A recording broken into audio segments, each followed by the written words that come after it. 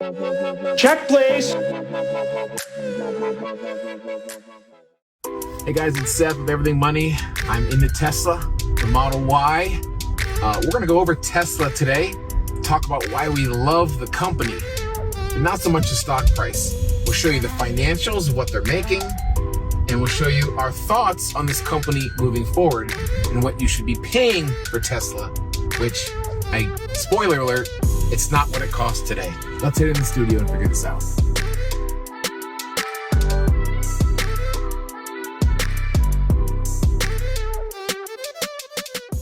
Okay, guys, we're here to talk about Tesla. Everyone out there, you probably clicked on this because you stand in one of these bipolar spots. If you are a Tesla fanboy and you think the stock is going to the moon, please tag a guy named Gianni. He belongs to our software. He pays for it every month. He's a phenomenal human being. He day trades. He's great. He's short Tesla. He's like me. And today, in our day trading session, he told me I broke a rule. I didn't know what the rule was. He didn't expand on it, so it fired me up. So here you go, guys. Gianni, tag him. Gianni, I love you. You know that I love you, but I got to ruin your day. What was that? Give him hell. Yeah, give him hell, guys. So, guys, Tesla's off its highs big time, but it's still up a ton. I'm still a Tesla bear from a financial perspective. I have a Tesla Model X on order. So please don't tell me I don't like Tesla. Mo's got a Tesla. Seth's got like 18 Teslas. Yes. I don't even know how many Teslas Seth has. I'm on my second. Tim, the car that Tim owns was actually older than Tesla as a company, so he's probably nowhere close to buying a Tesla. You do. Correct. Tim barely spends $100,000 to live. So, guys, remember, this is the big thing about Tesla. But any company. There's a difference between price and value. There's a difference between loving a company and loving a stock. I can love a company. I use Amazon every single day. I literally go to Amazon just to buy something every day because and you throw it out. You just buy it and throw it out. I just buy it to throw it away. Just to get the points. Yeah. This is all a joke. But I don't buy Amazon stock. Why? It's overpriced. I love Google. I love YouTube. I think Google's overpriced. If you're a good investor, you will love the company, but still keep the stock separate. You have to take your emotion out of the love. When Seth first started, what were you advised to do, Seth? Buy companies I like. Yep. And that got me a lot of shares of Tesla. Great. And over the long run, it'll cause you to lose a lot of money or not make as much money, right? So with Tesla, we're going to pull up our software here. Now, everybody out there is going to say, Paul, you don't get it. Tesla's a software business. Guys, if it looks like a duck, talks like a duck, walks like a duck, it's a duck. All right? Tesla sells cars. They don't sell software subscriptions. Look at their revenue. Look at their margin. Their gross margin is 25%. Gross margin. That means on every extra car they sell, before overhead and everything, they make 25%. Let's go look at a software business like Microsoft. Look at their gross margin. 69%. DocuSign, another video that we're doing soon. That is a software company. DocuSign, their gross margin, 78%. It ain't a software business. If they started selling their software to other car companies or other people in big droves and had huge margin, I would start to get around that. They are not a software business. They sell cars. Now, people say it's a software business because they need to have a justification for a very high value. Let's go look back at Tesla. One of the most common things to look at for comparing companies is price to sales ratio. Very simple. You take the market cap, divide it by the amount of sales. That's the ratio, 15.69. Let's go back to Microsoft, the software business. They're at 11.78. So Tesla's higher than that. Let's go to Ford, 0.49. Not 49, not 4.9, 0.49. Let's go to GM. General Motors, 0.5. Okay, let's go to Toyota, 0.9. Guys, Tesla is selling for nosebleed levels. I go read any article from any reliable value investor. Even at Tesla's most amazing projections, it doesn't make sense. Let me show this to you right here. First off, let's go to the 8 pillars. For those of you who are new, our 8 pillars are a way of screening companies to see what we have out there. They're increasing their shares outstanding. They're diluting you as an owner. They love you so much as a Tesla fanboy that they're diluting you. By the way, keep in mind, I think Elon Musk is brilliant. By the way, to that point, they've doubled their shares in the past decade. In the last decade, they doubled their shares. Not a stock split. No.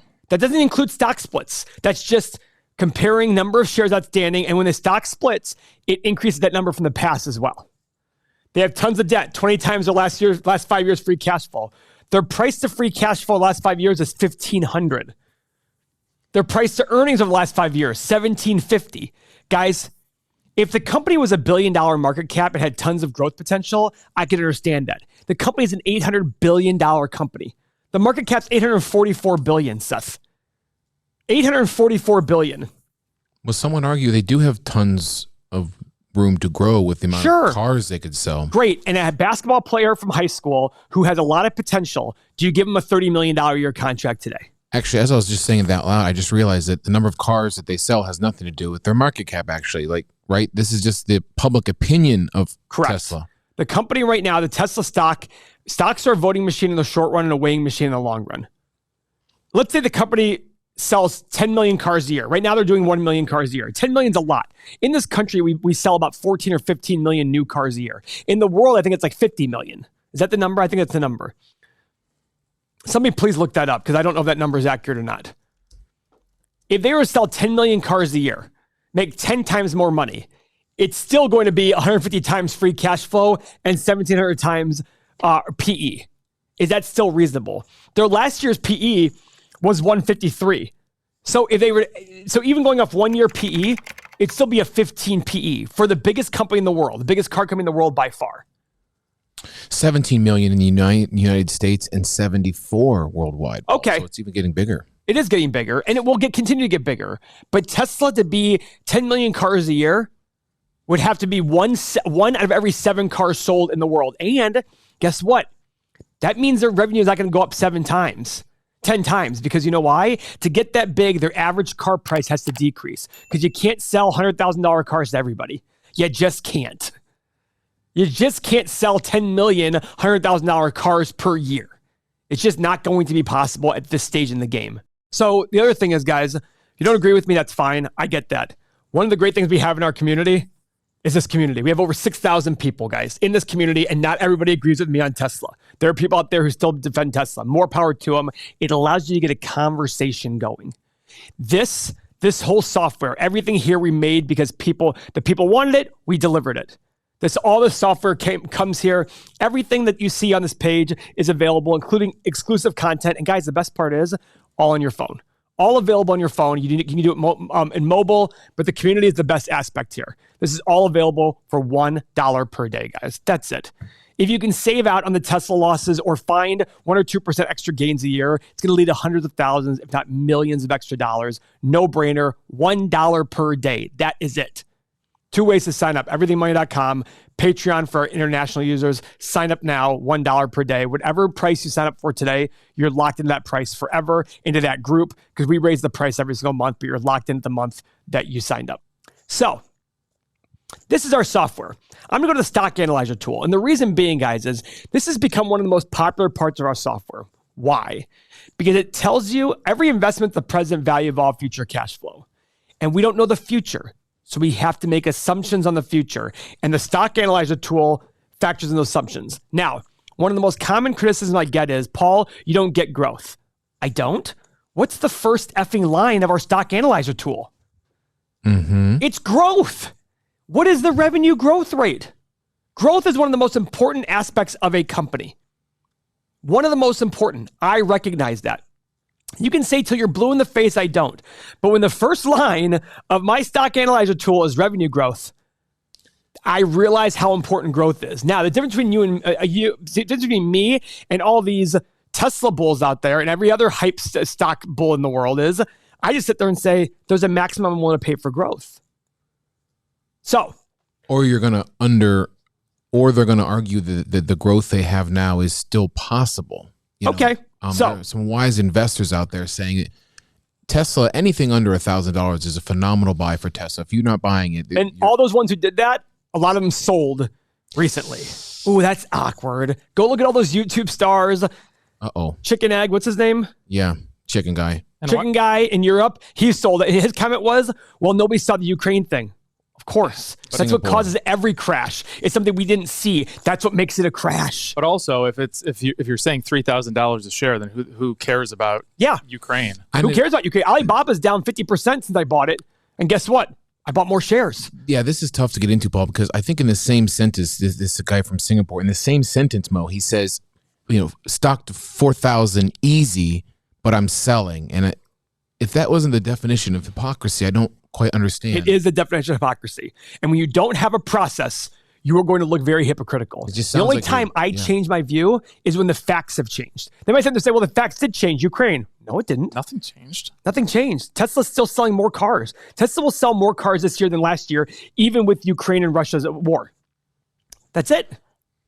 Now, if all of a sudden Tesla's margin fell in half, you sat there and said, wait a second. But even then, I'd argue like, well, wait a second. Their revenue, their margin fell in half. Instead of being a $4,000 stock, it should be $2,000.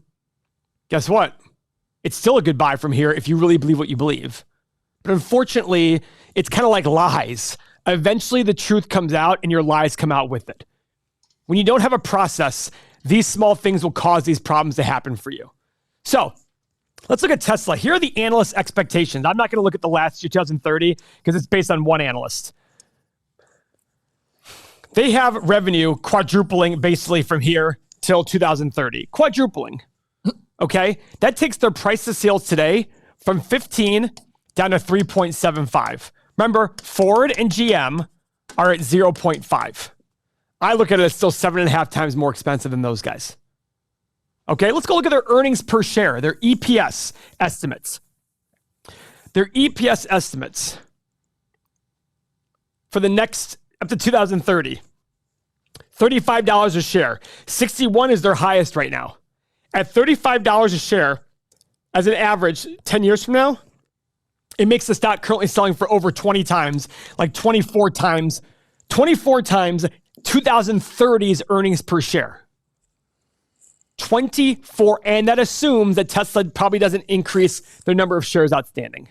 Which is unlikely. Unlikely. So let's go to the stock analyzer tool, because this stock analyzer tool was created specifically to sit there and do this. So revenue growth. Mo, give me some revenue growth numbers. Give me a low one, like a really low one, a middle one, and a really high one. 20, 40, 60? 20, 40, 60. I don't think 20 is very low. What did they do in revenue last year? 54 billion. Okay, let's call it 20. You're right. Profit margin. Now, I'm not going to go off these previous profit margins, guys. Why? It's too low. They're a profitable business now. Let's move on from that. I don't have to go off these perhaps 10 years. What are you going to put? I was thinking 7, like other car companies. Okay. 10 and 13. Okay. Free cash flow margin. Lower? No. What do you put in there? Let's go 7, 10, and 13 anyhow. All right. PE. I mean, it's it's nearly $1 trillion company. So 14, 16, 18. I'm going to go crazy. 15, 20, and 25. Okay. I could also see them being justified as 25, 22, just because. Well, I'm just going to go, and people are going to say that's still too low. Guys, it's not too low. If you believe it's too low, go look at history. That's not too low. Just go look at history. I'm at the analyze button. All right. Yep. If it does 40% growth a year for the next 10 years and hits all of these other metrics, bam. It's a buy today. And that assumes no more dilution. Heck, if it does 60% revenue growth for the next 10 years, what does that make it? 1.6 to the 10th power times 54 billion, $6 trillion in revenue. So let's put in realistic numbers. But wait a second, there is $6 trillion in value. Value or revenue? In revenue. $6 trillion in revenue. If the average car price 10 years from now is 50 grand, 6 trillion in value, is that 6 trillion? Yes. 50,000, 120 million cars a year. So everyone in the world who's bought a car last year has to buy 2 Teslas. Not only everybody bought a car last year, yes, correct. Not only, and they have to pay 50 grand for each one. 120 million cars a year. Guys, I will be 100% blank honest with you. There are people out there right now watching this going, oh my God, that's ridiculous. Welcome to the club. And there are people out there right now looking at me and saying, this guy doesn't get it. That's all I have to say to you. Goodbye. If you don't get this, maybe I don't get it, then you should stop listening to me. Can you change those revenue numbers? Maybe I should stop listening to you. I mean, if the the emotion and your love for a company starts trumping real facts and projections, probable projections, then there's not much of a conversation. So you're right. We can hardly have this argument when 2 + 2 = fish. I watched Big Short yesterday, by the way. What are they saying there? 2 + 2 = fish. When they say that? Yeah, they do. Oh, I was always said 2 + 2 = 5, but to be funny, I started saying 2 + 2 = potato. When the credit swaps aren't being valued correctly and things are crashing. Oh, wow. Yeah, but anyway, that's just it, Paul. I have the same conversation with people, and they're like, "What, you don't like Tesla? What, are you stupid?" And I'm just like, I guess I am, because I don't believe in it. I am stupid. As much as you do. And people say to me, you just don't get it. You're right. I don't get it. I just don't understand it. I look at every company, as Charlie Munger said, if you're not buying a business, what are you buying when you buy stock? If you're not buying a business, what are you buying? And that's just it, Paul. Ticker symbol. This concept, Mo, I walk around just so differently now that I've talked to you about for 3 years. I literally walk around and think about businesses, stock, revenue, debt. I literally buy a sandwich and think, I wonder what this business is worth. What do they make? What kind of debt do they have? Yeah, I walked in a Gap yesterday, and I was thinking that I'm like, man, there's so much inventory in here. What are the rents? Is there rent justify these Warren things? Buffett always says the number one important thing you need to do well in stocks is understand how to value a business. Yeah, because that's all you're buying. When Mo just said you're buying a ticker symbol, yes, he's right. Then what's the ticker symbol? It's a business.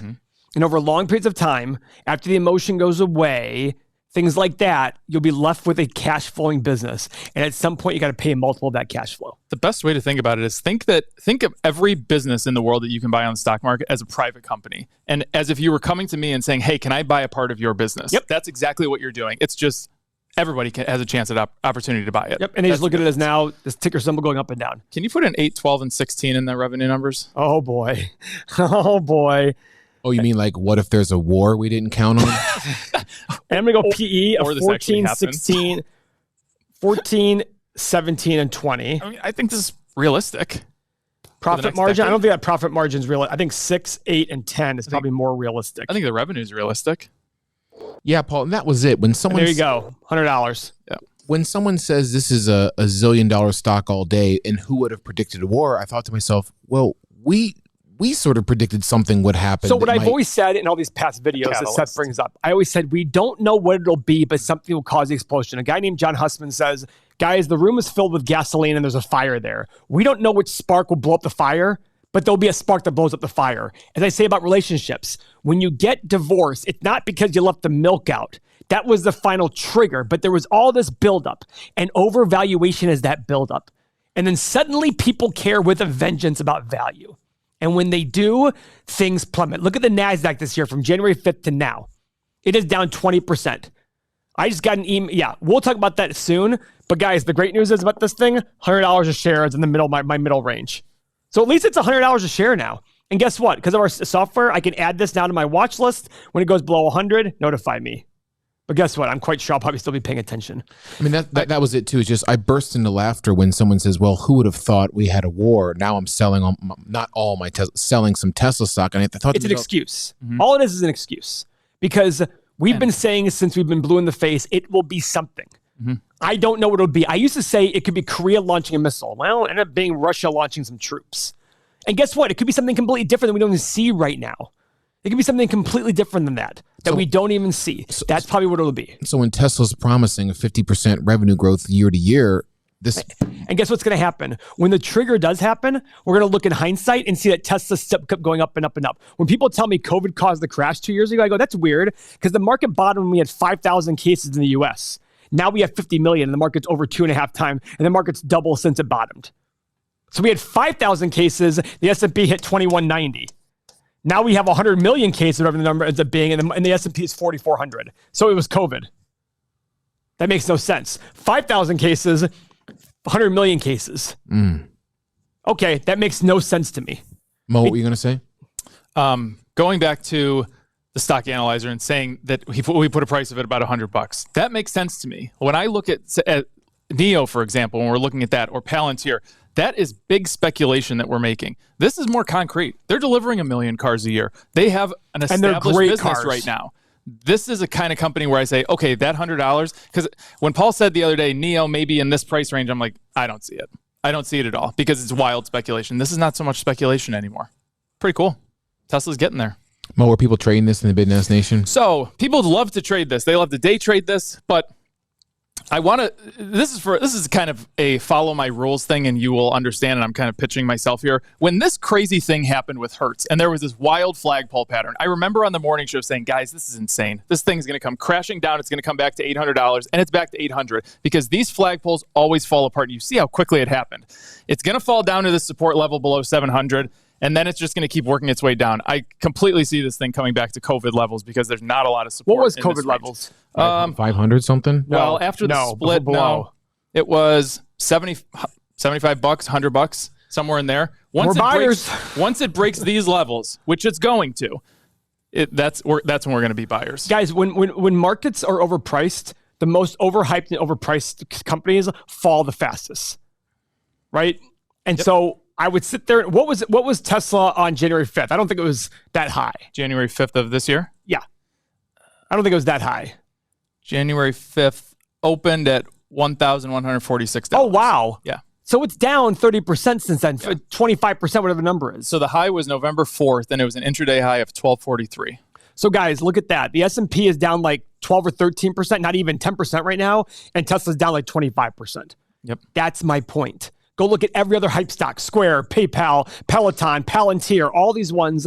When they fall the hardest because they're the most overpriced. This right here, that big candle, that's February 24th. I think once it drops below that, that's when you're going to start coming down to these 600, sub 700 levels, I should say. But also, you guys can come over and day trade with us. We day trade multiple times per week. Look at Tesla was a buy this morning. There were people on our live stream this morning, private live stream, that bought this thing over 80%, excellent volume, added on engulfing candlesticks, sold out somewhere this afternoon in this area. But this is a great stock to day trade because, there's volatility. There's action in it every single day. I was in a car yesterday on the way to the airport with the owner of this company I went to photograph yesterday in Orlando, and he had a secondary company bought. And when you start, I bring this home, folks, is when you start envisioning these companies like companies, or you're a part owner. He said it was a camping. He built new streamlined campers because camping was huge, and he builds about 60 campers a year, and he wants to sell the company. And next thing you know, the wheels start churning. Like, well, what kind of revenue do you do? Did you ask him that?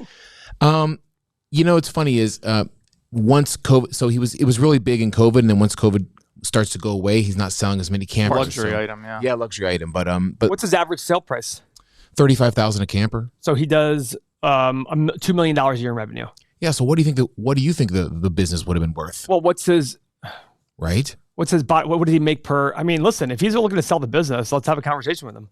Oh, okay. I'll get his number. I like campers. Yeah. Okay. I love campers. I used to have one.